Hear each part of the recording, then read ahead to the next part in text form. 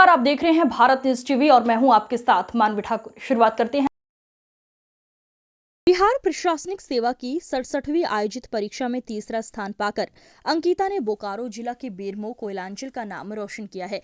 बेरमो प्रखंड अंतर्गत चलकरी कॉलोनी निवासी विनोद चौधरी की पुत्री अंकिता चौधरी बीपीएससी की परीक्षा में चयनित हुई है। अंकिता के पिता विनोद चौधरी वर्तमान में धनबाद में सरकारी स्कूल में शिक्षक के पद पर कार्यरत हैं, जबकि अंकिता की मां सुचिता चौधरी गृहिणी है। अंकिता की प्रारंभिक पढ़ाई बेरमो के बोकारो थर्मल स्थित कार्मल स्कूल से हुई है। वहीं बोकारो स्टील सिटी से इंटरमीडिएट करने के बाद एग्रीकल्चर और एमबीए की डिग्री प्राप्त कर गोल्ड मेडल से सम्मानित हुई थी।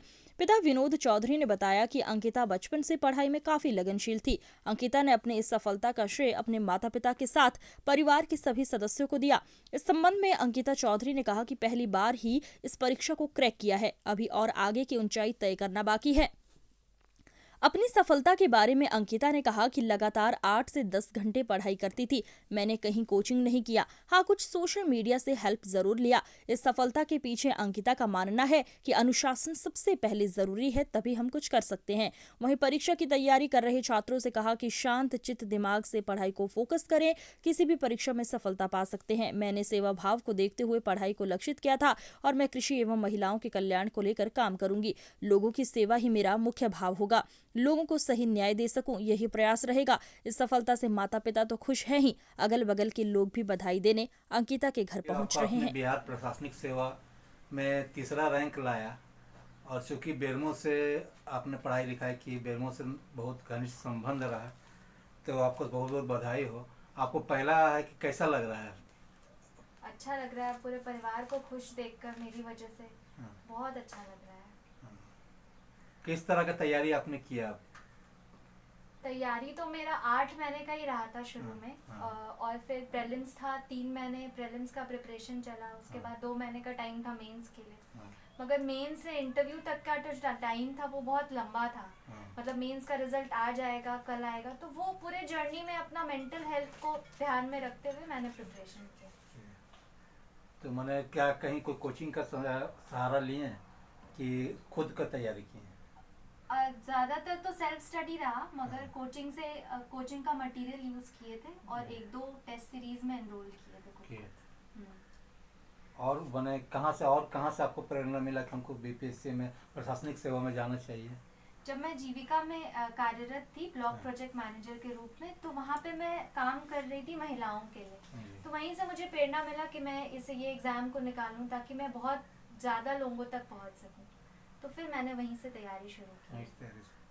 आप किसको श्रेय देना चाहते हैं कि मैंने इस जो उपलब्धि, इतनी बड़ी उपलब्धि हासिल? मैं ये सफलता का श्रेय पूरे अपने परिवार को देना चाहती हूँ, क्योंकि मुझे बचपन से ही सारे लोगों ने सपोर्ट किया है कि पढ़ो, अच्छे, मेरा हमेशा अच्छे स्कूल में नाम लिखाना। फिर मैंने बोकारो से अपनी पढ़ाई की, पेंटिकॉस्टल से, तो पूरा परिवार मिलकर पढ़ाया है, किसी एक व्यक्ति का ये सक्सेस नहीं है। क्योंकि पिता एक शिक्षक भी हैं, तो पिता से क्या प्रेरणा मिली आपको? पिता और मैं कहूँगी पूरे परिवार से मैं मेहनत, श्रम करने का महत्व को जानी हूँ। मेरे बाबा भी थे तो हमेशा श्रम के प्रति हम लोगों को जागरूक किए, तो वो चीज़ मेरे परिवार से मुझे मिला है, मेहनत करते रहना हमेशा, और उसी चीज़ को लेके मैं आगे बढ़ी हूँ हमेशा। तो आने वाले जो बच्चे लोग हैं उनको क्या क्या देंगे, संदेश क्या देंगे? मैं आने वाले लोगों को बस यही बोलना चाहूँगी कि परिश्रम हमेशा करते रहिए, मगर ऐसा नहीं कि आज मेरा हो गया और जिन लोगों का नहीं हुआ है वो लोग मुझसे कम परिश्रम किए, ऐसा मैं नहीं मानती हूँ। मुझे लगता है कि अगर आप अपने दिमाग को शांत करके, और वो डिसिप्लिन मेंटेन करना होता है कि अगर आप डिसिप्लिन से हर रोज 5 घंटे ही पढ़िए, कोई बहुत ऐसा नहीं होता कि आप हर दिन 10 घंटे पढ़ो, किसी दिन 5 घंटे, किसी दिन 10 घंटे, मगर डिसिप्लिन वे में अगर आप पढ़ रहे हो तो आपका होगा। और मैं एक बात बोलूँगी कि जिन लोगों का इस अटेम्प्ट में नहीं भी हुआ है, अगर वो लोग कंसिस्टेंटली तैयारी करते रहेंगे, क्योंकि ये जर्नी में हिम्मत नहीं हारना होता है, चाहे सिर्फ कैंडिडेट को नहीं, पूरे परिवार को हिम्मत नहीं हारना होता है। तो अगर जो भी ऐसा करेगा उसका सिलेक्शन आसानी से हो सकता है, मुझे ऐसा लगता है। प्रारंभिक शिक्षा कहाँ से पाई आप? मैंने कार्मल से 10th किया है, बोकारो थर्मल। 12th मेरा पेंटिकॉस्टल असेंबली स्कूल से हुआ है, बोकारो। हाँ बोकारो। उसके बाद graduation Birsa agriculture university Ranchi, उसके बाद मैंने MBA किया है XISS रांची से। चलिए बहुत बहुत पहला